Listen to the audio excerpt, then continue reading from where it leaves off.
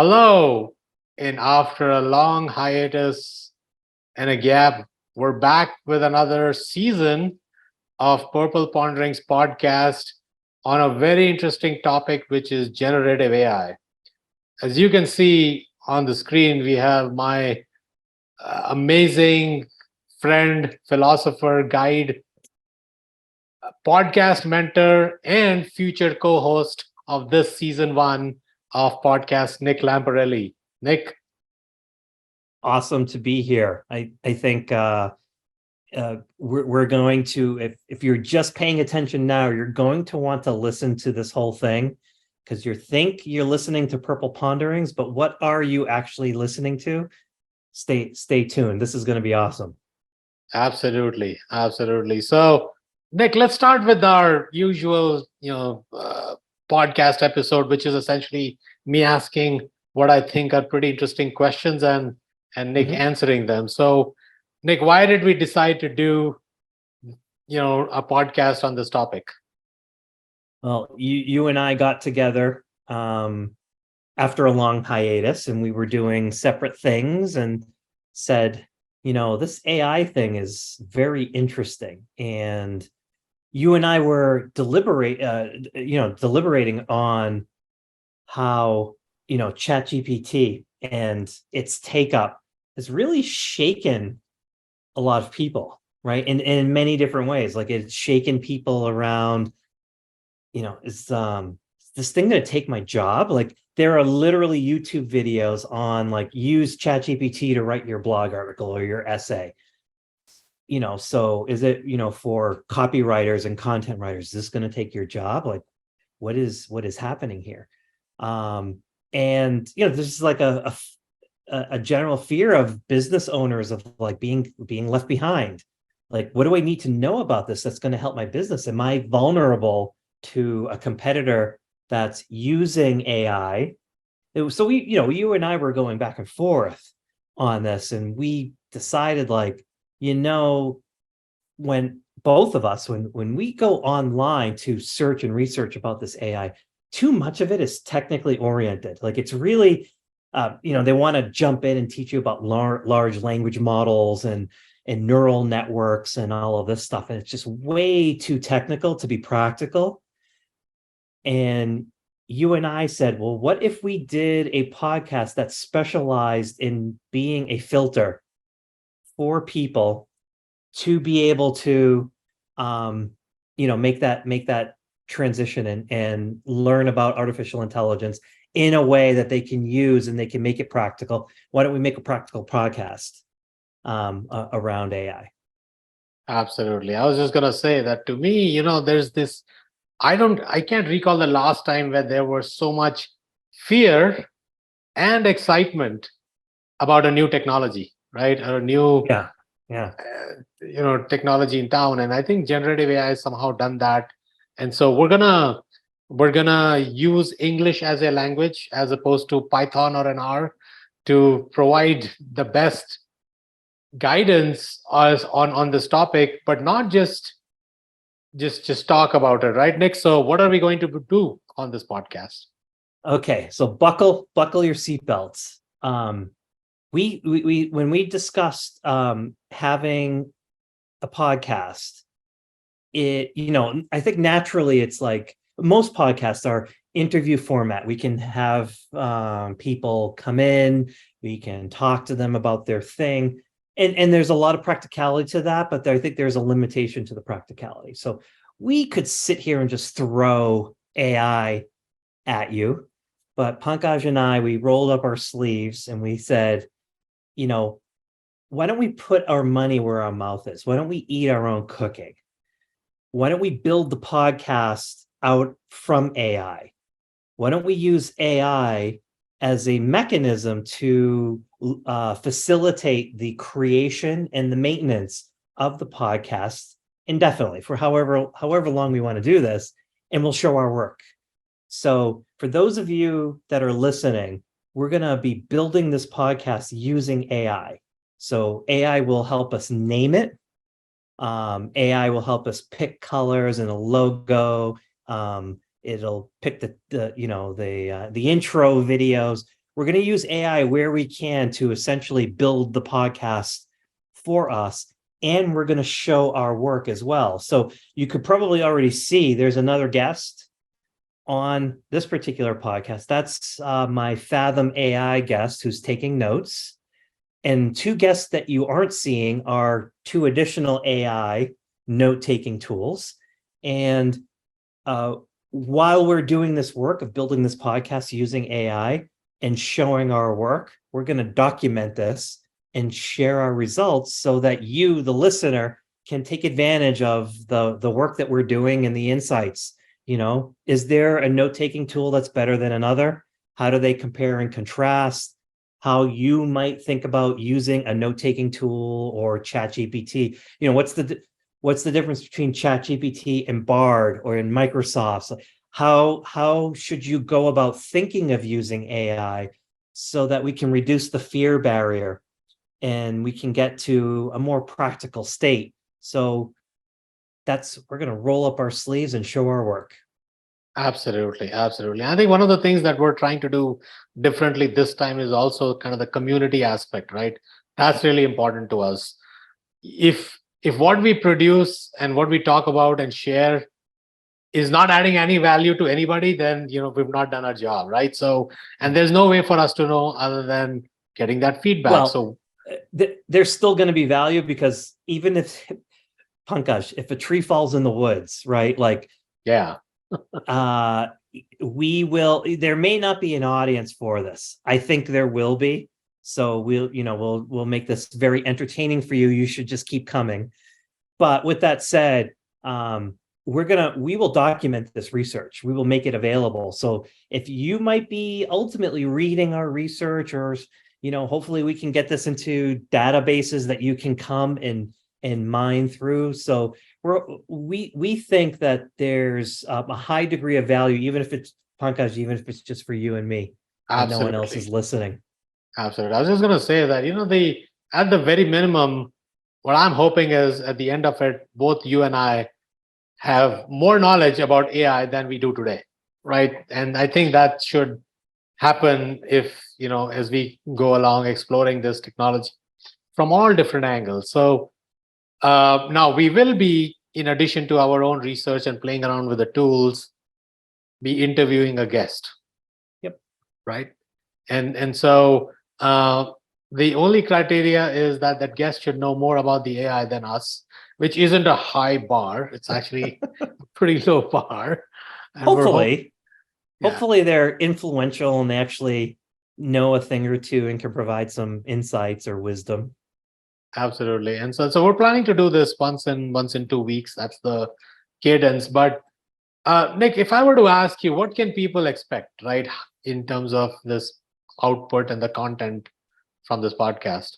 Yeah. So obviously it'll be this podcast. So it'll be video, audio oriented, like a podcast that you can subscribe to, that you can watch on YouTube or something like that. So I think at a minimum, if we can make this engaging and entertaining in some particular way, I think that's probably table stakes for what it is we want to do. But I think ultimately it's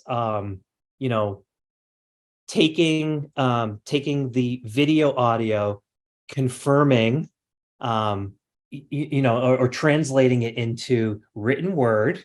So that could be into blog format, that could be making databases and other white papers might be too strong a term for it, but part of the research, I think Pankaj and I will circle back around, for the note-taking tool, for instance, Fathom versus Otter versus Read.ai. Read.ai. How do they compare and contrast? It'll be in some text format that we hope will be digestible for you as the user, so that if you wanted to pick one, it makes no sense having three, right? Pick one. Which one should you pick? How do you make that decision? I think they should be expecting basically starting with the podcast, but over time transitioning to a more a richer set of content around AI, how they can use it, how they should be embedding it, tips, tricks, hacks. It can be interview format on the podcast, or it could be just me showing a hack on something that I found, or how you should be conducting your own experiments with AI. And I think along the way, what you will find is any sort of hesitancy of engaging with the AI, any fear about what AI is and what it will do, I think we can lower that, because Pankaj, you and I are kind of on the same page. Is I don't see it immediately taking jobs away. What I see is human plus AI is greater than human. So Yeah. what AI do you use? How do you use it? I think ultimately it's we want to provide a rich set of content. So regardless of how you like to learn or you like to engage, we'll have something available for you to be able to do that, and a community that you can go to ask questions, to learn more, to dig in a little bit more, to help us explore, topics, or give us feedback on mistakes that we made, or how, errors that we made in judgment, or something like that. Right, right. And the way I think about this technology, I think this is what I shared with you, that 25 years ago, there were people being hired into companies who didn't need to have computer skills, like basic computer skills, doing emails or Word documents or Excel spreadsheets. But can anyone think about hiring someone today, doesn't matter what role they're in, to not have basic computer skills? And so my thinking is that very similarly, in about, I don't know, 5 years, 10 years, 15, 20, whatever time it takes, a time will come when a human in a role in any startup, corporate, even in personal life, will be better off having AI as helping them in doing whatever they're Yeah. doing versus Yeah. not. Right. Yeah. And then finally, I think I would just want to share that from a guest perspective, like there's some specific lens that we would be applying, right? So the first is, we will definitely look at the application of generative AI on the functional areas within insurance, which is where is the world that we come in, underwriting, Yeah. distribution, claims. We're going to look at I call them the ecosystem players, right? How would it impact a broker versus an MGA, NGU versus a carrier, reinsurer, etc. But then broadly, the third lens is going to be much more broader, just from a enterprise context, right? How does it impact sales, marketing, HR, finance, supply chain, etc.? So I think that's our kind of a brand vision of how we want to get a 360-degree view of the implications of this technology. Yeah. We will definitively start in and around the insurance space, because that's where we both come from. But the goal will be to extend beyond that, because the applications extend well beyond that, right? So like you brought up sales, for instance. So we're getting into, communications. We're getting into management of the sales process, identifying prospects, right? Like there will be AI tools that will be able to do significant data mining and be able to provide guidance around that. But like we're already engaging and familiar with these AI tools. What ChatGPT has shown me is like that first generation of chatbots is likely to get like a big lift. And pretty soon you're going to be, from a sales perspective, a marketing perspective, a customer engagement perspective, you're going to be engaging with an AI tool that will be truly difficult to delineate versus a human, right? Like it's just going to keep getting better. And so some of the functions that are in sales or marketing, claims communication, engaging with a customer, sending out a first notice of loss, we'll start in insurance, but the ramifications of this are much bigger, much broader. And so we're hoping that we can play a part in speeding up like your learning curve around AI, getting you using it much more. I know, like I'm using it almost every single day now. So it has become, to me, the way I view it is, it's almost like the Google search bar from 20 something years ago, right? Like all of a sudden there's this new thing and it is bringing an incredible amount of value to the table. But similar to the search results in Google, I don't take it at face value. Most of the time I'm asking it like, hey, I'm thinking of using, this is a blog article I'm writing. Here's the headline. Can you give me 10 alternatives? I almost never take one specifically from the suggestions, but I'm reading them and I kind of mix and match words and I'm adding my human flavor to it to create a headline that I think becomes very valuable. So I think we're just trying to play a small part. And if you please subscribe, come along on this journey with us, I think we will all be better off for it in so many different ways, personally, interpersonal, and from a business standpoint. Absolutely. Awesome. So with that, coverage of what is it that we're going to do, why we're going to do, and how we're going to do, I'm going to leave with asking Nick to just share what is the next immediate thing that we're going to do, which is going to leverage AI. Yeah. So first things first, this first one will be broadcast as Purple Ponderings, but we will carve this out and make it its own thing. Hopefully it has legs where we can go into multiple seasons of this. So first things first, we don't have a podcast. Yeah. We need a name.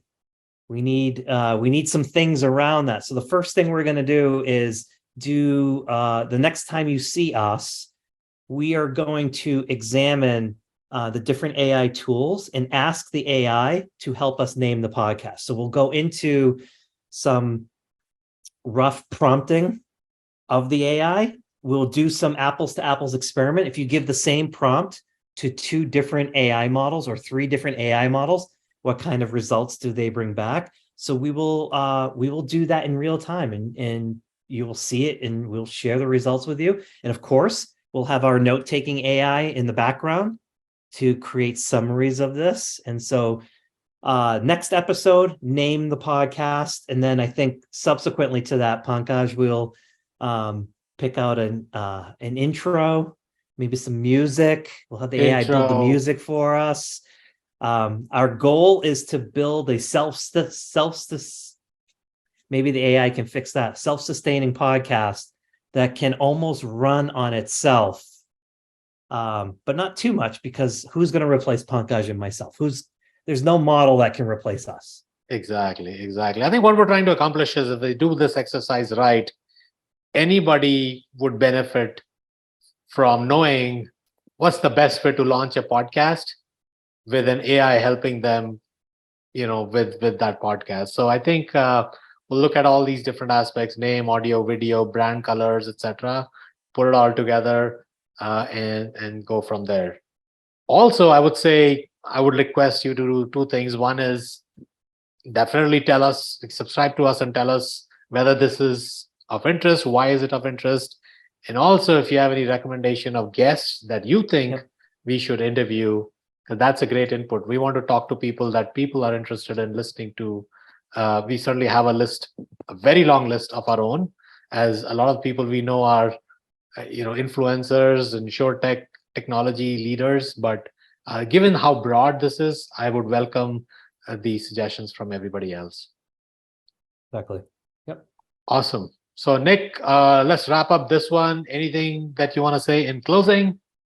No, just in closing, please come for the ride with us. This will be so interesting for us and for you.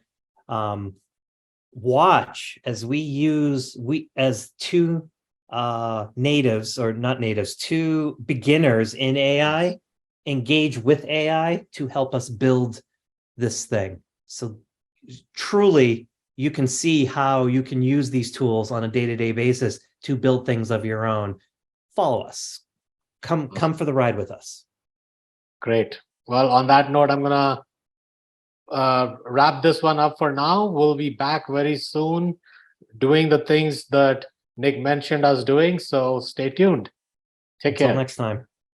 Bye-bye.